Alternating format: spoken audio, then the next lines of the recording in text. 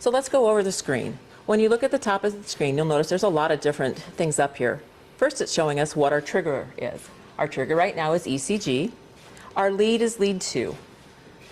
Where this flashing heart is, that's telling us that it's recognizing the trigger events every time it flashes, which is at a heart rate of 80. So it's appropriately recognizing every QRS complex.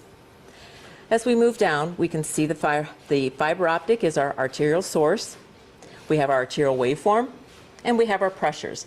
The balloon pump right now is in a 1-to-1 frequency. 1-to-1 means that it's assisting on every beat. And we'll talk about the waveform more in a little bit. So the numbers over here, we have a systolic pressure and a diastolic pressure. Both of those are assisted. We have a mean pressure, and this down here is our augmented pressure. So those 4 pressures right there are showing the blood pressure of our patient while therapy is functioning. These 4 pressures are showing the pressures that our patient currently has. As we move down below the waveform, you'll see inflation and deflation timing markers. In the auto operation mode, the balloon pump is automatically going to choose the inflation timing for us. It does that because it can manage it quite well, and it uses many factors to identify where the landmarks are that the balloon should be inflating on. Deflation, however, when you are in ECG trigger, even in your auto mode, we're going to allow you to be able to manage the deflation if you believe that you can do it better than the pump. If you are in pressure trigger, now we went to auto. In pressure trigger, it is potential to be unsafe if you set the timing inappropriately. So the balloon pump recognizes that, and in pressure trigger only, it's going to manage your deflation and not allow you to make changes either. Did you notice that the pump is now in pressure trigger? So what it did is it changed because I have no ECG, which could be because you have a bad ECG signal. It could be that you do not have a cable or have leads on, or the ECG is just not adequate coming from the patient. And what the pump did is it went from ECG to pressure trigger.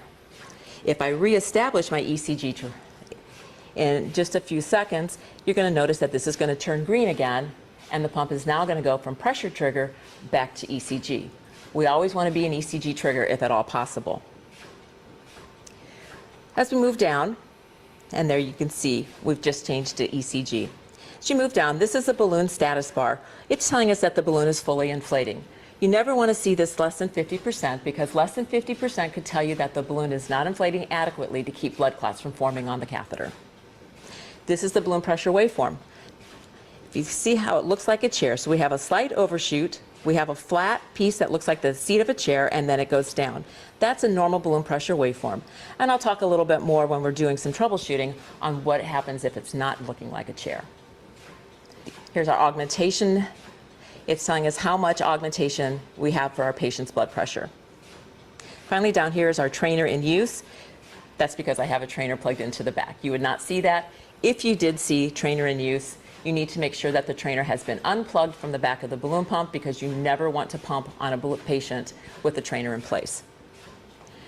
As we move over here, there's a few other things that we need to discuss.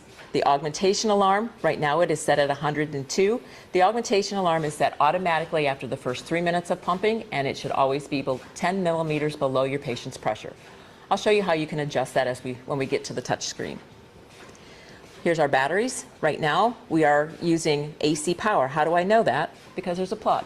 So as long as that plug is in place, you know that you are using AC power. These are the 2 batteries. We have one battery that I wanted to show that is not charged, and we have another one that is nearly fully charged. The one that is circled is the one that's being charged. The balloon pump always charges the one that is the closest to being full first before it goes to the lowest one. That way you always have a full battery. Here we have the helium indicator. The balloon pump has 2 different helium tanks. It has an internal helium tank and it has the external tank. The internal helium tank is used when the balloon pump is broken down into its transport configuration. Our balloon pump, whether it's in transport or whether it's on the hospital cart, every 2 hours does it what we call an autofill, where it takes all the helium out of the catheter and replaces it with fresh helium. That every 2-hour autofill is an automatic thing and only takes a few seconds. When you are in the transport configuration, you will have 36 fills in that internal helium tank. When the helium tank gets down to the last 12 fills, you will get a low helium alarm. When it is in the hospital configuration in the cart, you'll have an alarm that will go off when you get down to the last 24 fills. Moving down to the